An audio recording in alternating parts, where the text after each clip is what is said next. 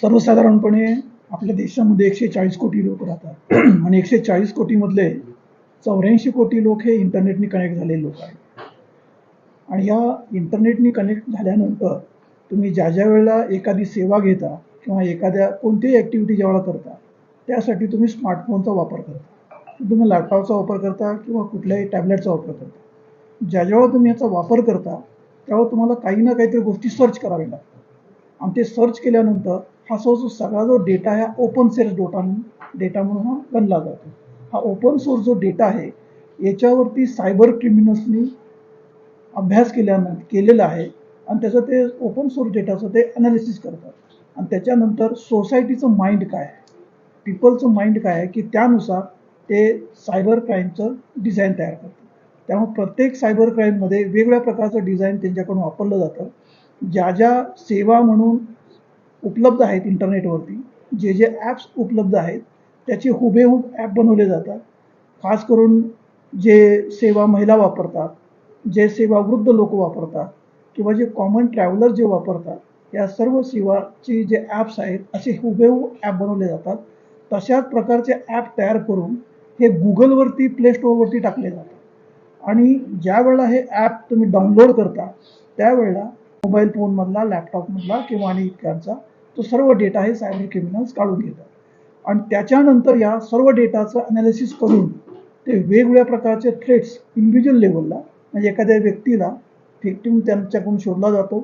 त्याचबरोबर कॉर्पोरेट सेक्टरमध्ये सुद्धा किंवा ज्या गव्हर्नमेंट इन्स्टिट्यूशन्स आहेत किंवा सरकारी जे यंत्रणा आहेत, खास करून तुमची रेल्वे यंत्रणा असेल, तुमची विमान सेवा असेल किंवा वॉटर सप्लायची योजना असेल किंवा इलेक्ट्रिसिटी सप्लायची योजना आहे, ज्या ज्या काही किंवा तुमचे एखादे वॉटर रिसोर्सेस मॅनेजमेंटच्या ज्या काही यंत्रणा आहेत याच्यावरती जे क्रिटिकल इन्फ्रास्ट्रक्चर आपल्या देशामध्ये आहेत त्याच्यावरती सायबर क्रिमिनल्स या डेटाचा वापर करून ॲनालिसिस करून वेगवेगळ्या प्रकारचे मॉडेल्स तयार करून त्याच्यावरती अटॅक करण्याची शक्यता आहे. नजीकच्या काळामध्ये तुम्ही 2020मध्ये बघितलं असेल की मुंबईमध्ये इलेक्ट्रिक आउटेज झालेला होता की त्याच्यामध्ये मुंबईची जी इलेक्ट्रिकची सेवा आहे ही हॅम्पर करण्यात आलेली होती. त्याच्यामुळे टप्प्याटप्प्याने मुंबईतल्या काही भागातली लाईट गेलेली होती की त्याचा शोध घेतला असता काही स्टेट ॲक्टर्स ह्याच्यामध्ये आहेत असा संशय महाराष्ट्र सायबरच्या टेक्निकल टीमला आलेला होता. त्यानुसार आम्ही तो रिपोर्टही सबमिट केलेला आहे. बोलण्याचं तात्पर्य एवढंच आहे की हे हॅकॅथॉन केल्यामुळे जे यंग माइंड्स आहेत, जसे सायबर क्रिमिनल्स आपल्या उपलब्ध आहेत तसेच यंग माइंड जे आहेत यांची सुद्धा विचाराची क्षमता तेवढीच जास्त आहे आणि हे कॅप्चर करण्यासाठी हे हॅकॅथॉन केल्यामुळे किंवा आता जे त्यांना जे प्रॉब्लेम स्टेटमेंट जे दिलेले होते 20, तर हे प्रॉब्लेम स्टेट जे होत आहेत आणि ज्याचं जे डिटेक्शन होतं आहे याचं प्रमाण अतिशय विषम आहे. प्रमाण अतिशय विषम याचं कारण असं आहे की हा जो नवीन जो सायबर क्राईमचा जो ट्रेंड आहे त्यासाठी पोलीस दल आतापर्यंत ट्रेन करण्यात आलेलं नाही.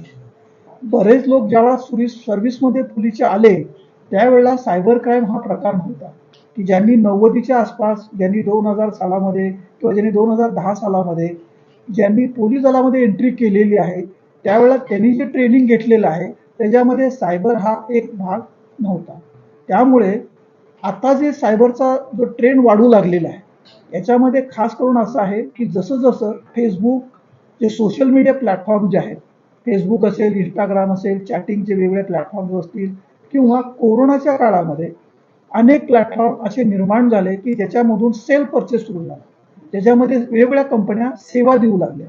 सेवा देत असताना लोकांना असं लक्षात आलं की आपल्याला एका जागेला बसून कमी खर्चामध्ये क्वालिटेटिव्ह मार्केटमध्ये न जाता आपल्याला ॲमेझॉन किंवा असे जे काही प्लॅटफॉर्म, फ्लिपकार्ट असेल आणि कुठले प्लॅटफॉर्म असतील, वेगवेगळ्या कंपन्यांनी स्वतःचे सुद्धा प्लॅटफॉर्म तयार केलेले आहेत. तर याचा वापर करून आपण कमी किमतीचा चांगल्या दर्जाचा कमी किमतीमध्ये माल घेऊ शकतो.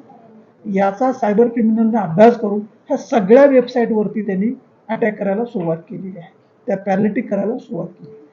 त्यामुळे असे जे क्राईम आहेत या क्राईमचा यांची सुद्धा विचाराची क्षमता तेवढीच जास्त आहे आणि हे कॅप्चर करण्यासाठी हे हॅकॅथॉन केल्यामुळे किंवा आता जे त्यांना जे प्रॉब्लेम स्टेटमेंट जे दिलेले होते 20, तर हे प्रॉब्लेम स्टेटमेंट असे आहेत की जनरली सायबर क्राईम आम्ही जेव्हा इन्व्हेस्टिगेट करतो त्यावेळेला आम्हाला येणारे जे प्रॉब्लेम्स आहेत ते याच्यामध्ये इन्क्लूड केलेले आहेत आणि याच्यावरती या विद्यार्थ्यांनी विचार करून सोल्युशन दिलेले आहे.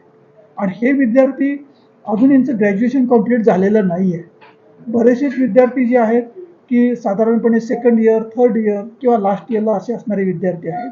याचा अर्थ असा आहे की ज्यावेळेला आपण पूर्ण जगाचा जे काही यशस्वी व्यक्ती बघतो, बऱ्याच ठिकाणी स्कूल ड्रॉपआउट जे आहेत ते एखाद्या इन्व्हेस्टिगेशन किंवा इन्व्हेन्शनचे ते पायनियर आहे. तसं या मुलांचा अशा रीतीने जर वापर जर केला तर निश्चितपणे भारतापुढं जी सायबर सिक्युरिटीची समस्या आहे ती समस्या सॉल्व्ह होण्यासाठी आणि त्याचबरोबर आपल्या भारतामध्ये जेवढे पोलीस स्टेशन्स आहेत, खास करून महाराष्ट्रामध्ये 1200च्या आसपास पोलीस स्टेशन आहेत. या प्रत्येक पोलीस स्टेशनला सायबर क्राईम हा रिपोर्ट होतो.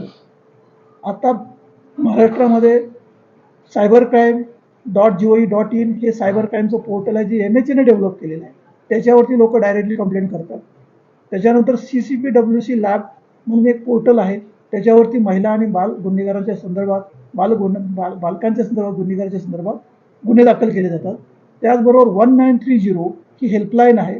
त्याचबरोबर स्ट्रेटवे पोलीस स्टेशनला जाऊन तुम्ही FIR दाखल करू शकता. त्याचबरोबर त्या मुवमेंटला तो मालवेअर त्या कॉम्प्युटर सिस्टीममध्ये जाणार आणि त्याच्यानंतर तो पूर्णच्या पूर्ण सिस्टम ठप्प होणार आणि त्यातला डेटा तो काढून घेणार की जो त्यांच्या क्रिमिनल ॲक्टिव्हिटीसाठी उपयोग आहे. त्यामुळे हे हॅकॅथॉनचं महत्त्व यासाठी आहे की हे जे काही क्रिमिनल माइंडसेटअप असणारे सायबर क्रिमिनल जसा विचार करतात तसाच विचार ही यंग जनरेशन करतं आहे आणि त्याचं हे गव्हर्नमेंटने याचा विचार करून याच्यावरती भरपूर थिंकिंग झालेलं असणार आहे आणि ह्या थिंकिंग प्रोसेसमधून हा एक चांगल्या प्रकारचा आउटकम तयार झालेला आहे. आणि आता आमचे असं ही जे काय सायबर ह्या हॅकॅथॉनमध्ये जे लोक पार्टिसिपेट झालेले आहेत त्यांनी महाराष्ट्र सायबर या आमच्या कार्यालयामध्ये इंटर्नशिपचा प्रोग्राम करावा की जेणेकरून त्यांना रोज आमच्याकडे 1000 तरी क्राईम रिपोर्ट होतात की त्या प्रत्येक क्राईममध्ये वेगवेगळ्या प्रकारचे अँगल असतात. प्रत्येक क्राईममध्ये इम्पर्सोनेशन असेल, आयडेंटिटी थेफ्ट असेल किंवा बऱ्याच अशा काही ट्रिक्स वापरल्या गेलेल्या आहेत की त्याच्यामुळे ते सायबर क्रिमिनल सामान्य माणसांचा पैसे काढून घेणे, लोकांना धमकी देणे, बऱ्याच लोकांनी आत्महत्यासुद्धा केलेल्या आहेत सायबर क्रिमिनलच्या ॲक्टिव्हिटीजच्या धमकीला घाबरून. त्यामुळे या सर्वांचा आम्हाला या ठिकाणी चांगल्या रीतीने वापर करता येऊ शकतो आणि काळाच्या ओघामध्ये महाराष्ट्र गव्हर्नमेंटनी सुद्धा सायबर सिक्युरिटी प्रोजेक्ट आता एक प्रोसेसमध्ये आहे, तो नजीकच्या काळामध्ये अस्तित्वात येईल.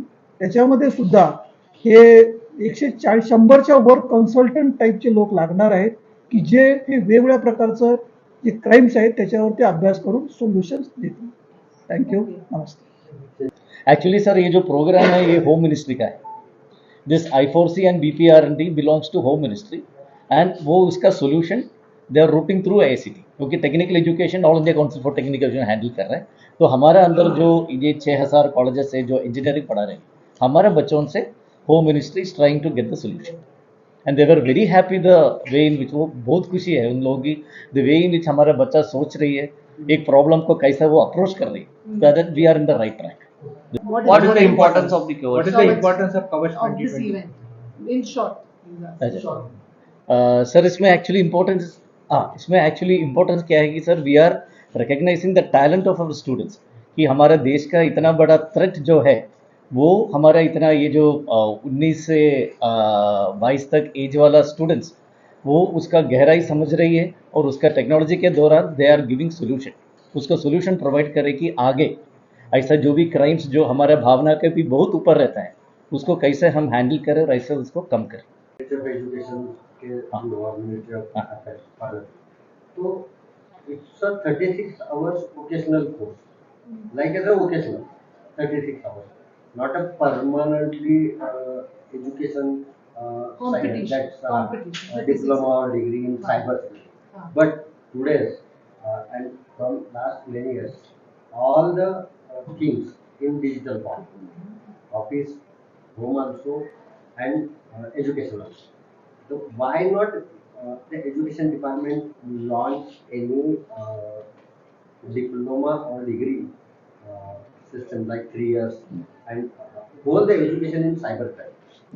सर एक्चुअली इसमें 2019 में तो हमने एक कमेटी बिठाया था कि आगे का टेक्नोलॉजी में हमें क्या चाहिए. तो उसमें जो 9 एरिया गवर्नमेंट ऑफ इंडिया ने आइडेंटिफाई किया है, इसमें तीसरी पोजीशन में है साइबर सिक्योरिटी।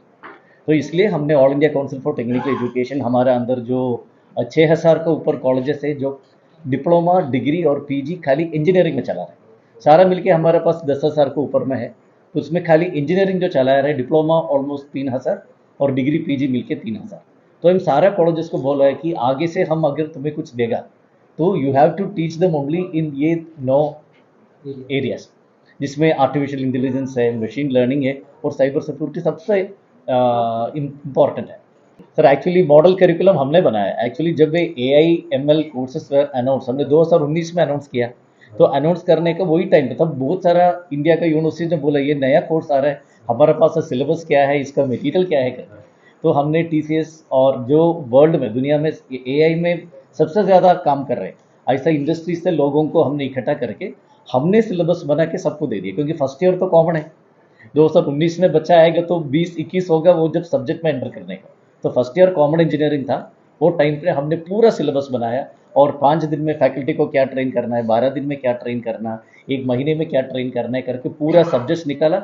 और ऐसी थी खुद अपना बुक्स डेवलप किया हमने। IIT, NIT, IISc जैसा इंडिया का टॉप इंस्टीट्यूशंस को सर लोगों को इकट्ठा करके हमने खुद बुक बनाया और हमारा एक पोर्टल बनाया हमने E-कुंभ, उसमें ये सारा न्यू टेक्नोलॉजी वाला बुक हमने अपलोड किया है और इंडिया का सारा लोग whoever wants they can download it। आज तक करीब 5 लाख का ऊपर हमारा डाउनलोड चल रहा है उसका। जो भी नया नया टेक्नोलॉजी से हम नया नया बुक्स क्रिएट कर रहे हैं। फर्स्ट ईयर और सेकेंड ईयर का सारा बुक्स हमने कंप्लीट किया, वो 13 लैंग्वेज में। इट्स नॉट लाइक कि हमारे गांव में भी when we see 70% of our college गांव में रहता है, 30% रहता है ऐसा शहरों में। तो हर जगह में people are not that good in English.